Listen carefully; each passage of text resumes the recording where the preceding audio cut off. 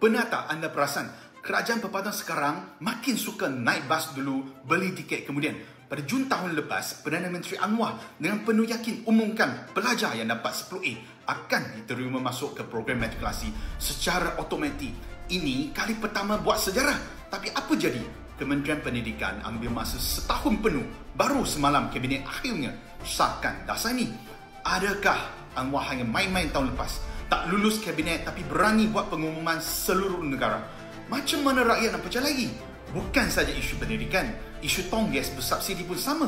Mula-mula kata peniaga salah, saman rampas tong. Bila rakyat marah, baru cepat-cepat keluar kenyataan kononnya. Tangguh dulu.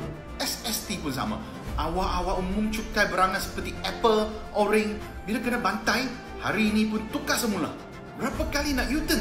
Cara mentadbir, naik bas dulu, beli tiket kemudian. Inilah yang buat rakyat paling kecewa. Perdana Menteri yang nak tunaikan janji pun ambil masa setahun. Adakah ini kerajaan yang layak diberi amanah untuk masa depan rakyat?